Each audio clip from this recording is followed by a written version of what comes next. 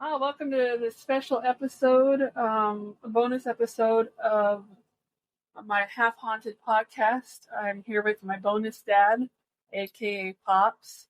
I'm here to get to know him a little bit better and know a little bit more about him. Welcome, Pops. Thank you for having me. Anytime, I'm glad you're here. So I'm going to ask you a few questions. We'll get started. Sure. Where are you from? I'm actually born in Peoria, Illinois. Really? All right. Where did you grow up? I grew up in Camp Point, Illinois. And did you like Camp Point, Illinois? Yeah, I thought it was a good place to grow up. It's a small town. Yeah, it's very nice. I've been there a few times now, so I like it too. What were your parents like? Well, they were very strict. They grew up in a church where it was pretty much taught, spare the rod, spoil the child. So for pretty much anything, you really got to buck. Yeah, the old school Yeah. type of discipline. And what were your grandparents like? Well, to me, they were both. They were poor financially, but they, really were very loving people, to me, So I certainly enjoyed spending time with them. And you have one you called your granny, right? Yes. And I didn't know her obviously, Right. but the stories you've said, she's a wonderful lady. Right. She was your favorite? Yes, she was my mother's. And what was her name? Her name was Mary. Mary. Okay. All right. And what attracted you to your spouse? Because I think she was just a very loving, kind person, very giving. AKA my mother. How did you meet your spouse? Through friends. Through friends. All right. Now this is a little bit about me, your stepdaughter, right, and my brother, with your stepson. Tell me about each of your bonus children. Very kind and very easy to parent. It's really We weren't wild. No. You don't want to strangle us. You're not like, oh, screw this, I'm out. Well, that's good. What are some of your most memorable family vacations with us? Well, two of them really pop out. One was to Disneyland, and then the other one was when we drove out here. Yeah, I remember that. Yeah, that was fun. Quite a picture. Yeah. It was your first time really down the farm here. Yeah. Got to ride in the back of that Ford truck, right? Yes. And you got to eat frog legs. Yes. And then the back of Uncle Gary's tractor with the hay. Right. Got to learn how to do that. And the swimming pool with the others and the cousins. It was fun. What are your favorite memories with your children? Well, I think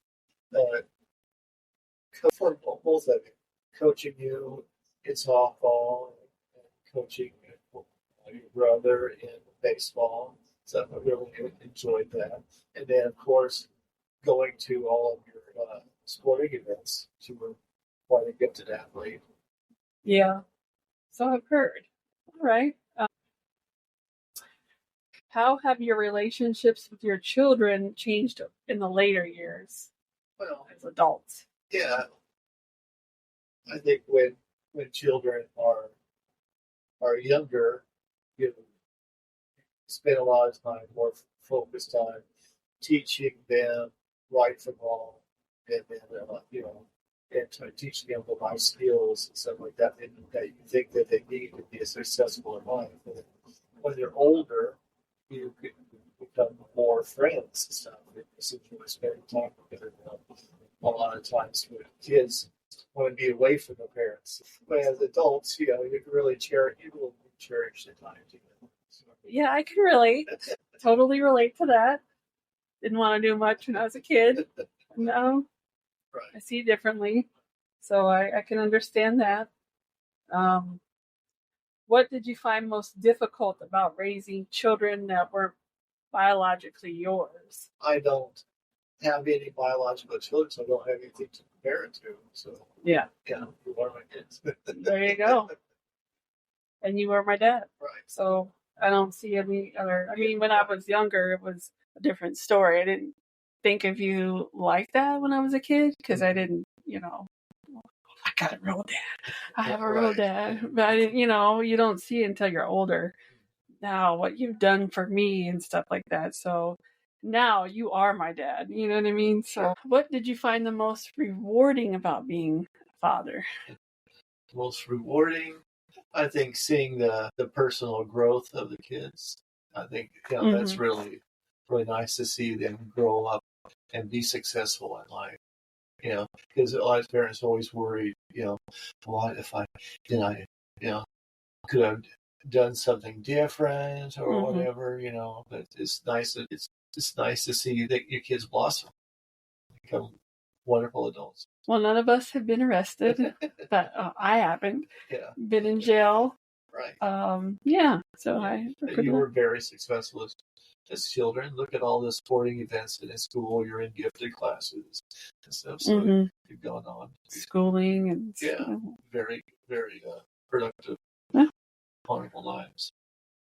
Good part of society, yeah. All right. So a little bit more about yourself.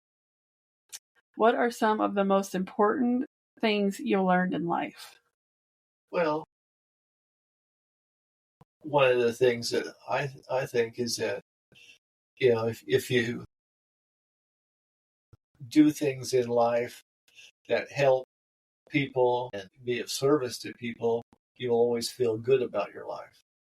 That's what I try to do. Right, you do good to others. Yeah, and I do a lot of volunteer work. I'm always trying to help others, be there for people.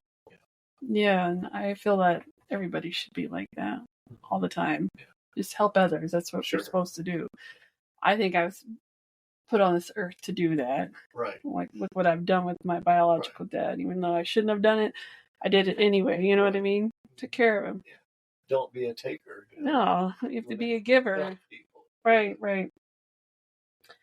How has religion or spirituality played a part in your life? I think the biggest thing is I was always taught the golden rule, which is treat people, do unto others as you'd have them do unto you. So that's kind of been my main thing that I took from growing up in the church is that, and I've always tried to do that. Treat people the way you'd want to be treated. Yeah. I mean, you wouldn't want to be treated poorly, so you want to be treat people nicely. It makes sense, yeah. Right. And those that don't treat you nice, stay away from them. Next. Why would you want to be around people that don't treat you the way you'd want to be treated? So I tried to live by that, and so far it's served me well. Yeah, most definitely. This might be a similar question to the one that I just asked you. What are some mottos you live by on top of that? Yeah, those two things are pretty much the main ones. Yeah, which is do unto others as you'd have them do unto you, and then try to help people. Be of service. It always make you feel good. Obviously, when you're doing that, you are going to be very grateful for what you have. You're going to have more of a positive outlook, on things, and feel good. And to add to that, on top of all that, I think it goes along with it is to be kind too. Sure. I think that absolutely just to be kind. Sure, because you want to be treated with kindness. Exactly, I do. So, what is something that always brings you joy? Always brings me joy. I think,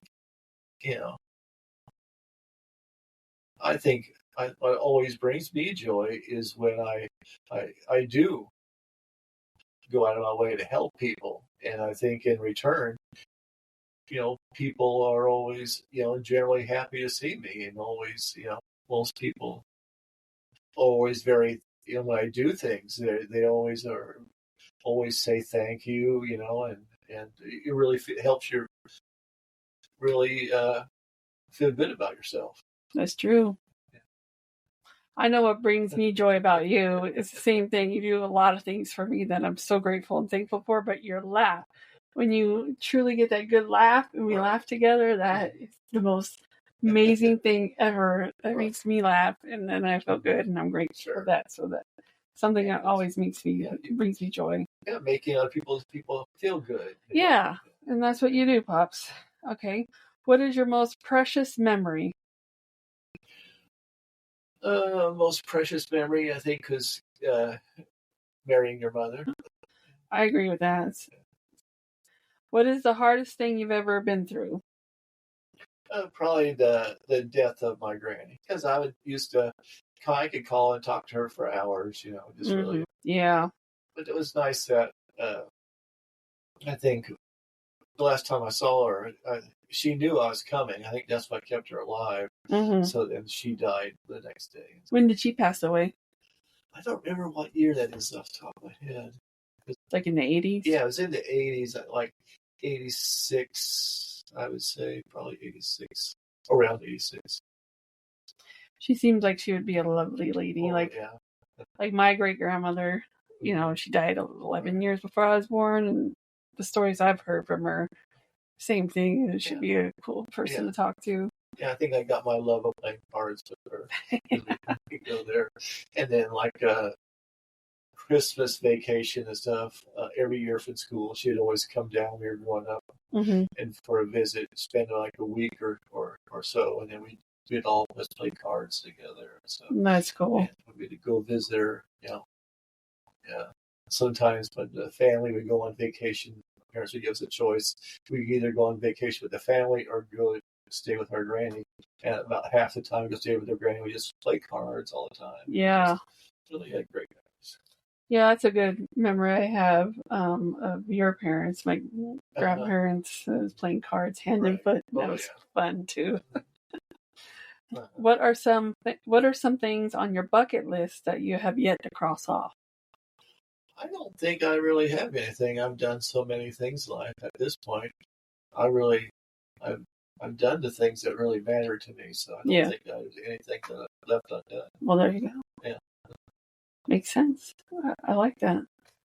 A person well traveled and you've done what you want to do, and right. Who is the wisest person you've ever known? The wisest person I've ever known, probably Jerry Harper. Yeah, that's probably one of the wisest. He's very, very successful businessman. And is he your friend? Yeah, I worked for him for a while. What did you learn from that person? He always told me that the secret to his success was surround yourself with the most intelligent people that you can. You don't want to be around people that will drag you down. You want to be around, bright, successful people. They will, raise you up. And I think that's one of that. There's a lot of truth to that. Yes, there is. 100% truth there. What do you think happens after death? What do I think happens after death? Because I'm into paranormal. Obviously, I don't know for certain, but I certainly have a lot of reason to believe that your spirit goes on.